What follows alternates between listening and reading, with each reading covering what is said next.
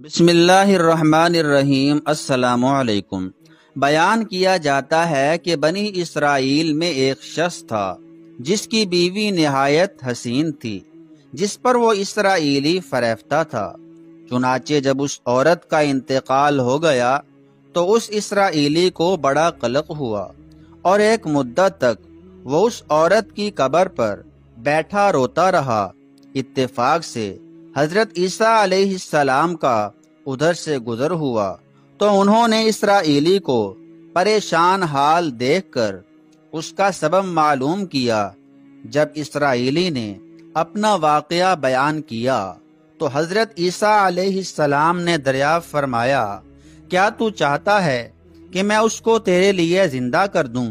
اس نے عرض کیا کہ ہاں حضور، میں چاہتا ہوں۔ چنانچہ حضرت عیسیٰ علیہ السلام نے اس قبر کے مردہ کو آواز دی تو قبر سے ایک حبشی غلام، جس کے ناک کے نتنوں، آنکھوں اور جسم کے دوسرے سوراخوں سے آگ کی لپٹیں اٹھ رہی تھیں، حضرت عیسیٰ علیہ السلام کو دیکھتے ہی غلام نے کلمہ پڑھا کہ لا الہ الا اللہ عیسیٰ روح اللہ۔ اسرائیلی نے یہ دیکھ کر عرض کیا، حضور، مجھ سے غلطی ہو گئی، میری بیوی کی قبر تو دوسری ہے۔ یہ سن کر حضرت عیسیٰ علیہ السلام نے حبشی کو حکم دیا کہ تم اپنی قبر میں واپس ہو جاؤ۔ چنانچہ وہ مردہ ہو کر گر گیا اور اس کی قبر کو مٹی سے چھپا دیا گیا۔ حضرت عیسیٰ علیہ السلام نے دوسری قبر کی جانب توجہ فرمائی اور حکم دیا کہ اے صاحب قبر، اللہ کے حکم سے زندہ ہو جا۔ چنانچہ قبر پھٹی اور اس سے ایک عورت سر سے گرد جھاڑتی ہوئی باہر آ گئی، جس کو دیکھ کر اسرائیلی بولا کہ یا روح اللہ، میری بیوی یہی ہے۔ اور حضرت عیسیٰ علیہ السلام کے حکم سے اسرائیلی اپنی بیوی کو ہمراہ لے کر واپس ہونے لگا، مگر عرصہ سے جاگا ہوا تھا، اس لیے اس پر نیند کا غلبہ ہو گیا، اور اس نے بیوی سے کہا کہ تیری قبر پر گریہ زاری اور بیداری نے مجھے ہلاک کر دیا ہے، اس لیے میں چاہتا ہوں کہ کچھ دیر آرام کر لوں۔ بیوی کہنے لگی کہ ہاں، آپ آرام کر لیں۔ چنانچہ وہ اسرائیلی بیوی کے زانوں پر سر رکھ کر سو گیا۔ اتنے میں ایک گھوڑے پر سوار ایک شہزادے کا ادھر سے گزر ہوا، جو اپنے زمانے کا یکتا حسین تھا، جس کو دیکھ کر شہزادی خود فریفتہ ہو گئی۔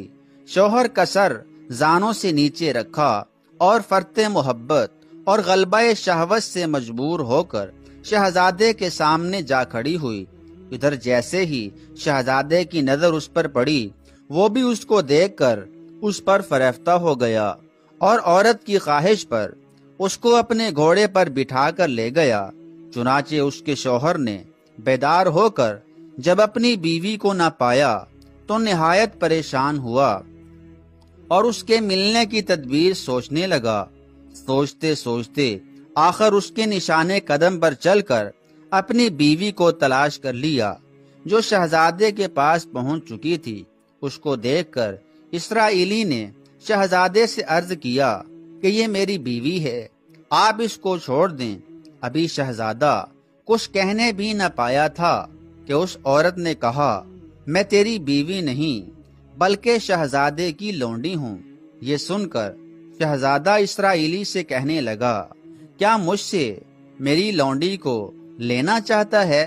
اس نے کہا، خدا کی قسم، یہ میری بیوی ہے، جس کو میرے سردار حضرت عیسیٰ علیہ السلام نے مرنے کے بعد میرے لیے زندہ کیا ہے۔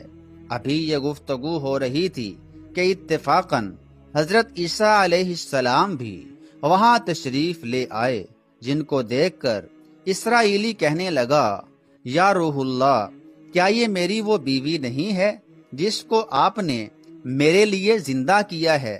حضرت عیسیٰ علیہ السلام نے فرمایا کہ ہاں، یہ وہی ہے۔ یہ سن کر عورت کہنے لگی کہ یا روح اللہ، یہ شخص جھوٹا ہے، میں تو اس شہزادے کی لونڈی ہوں۔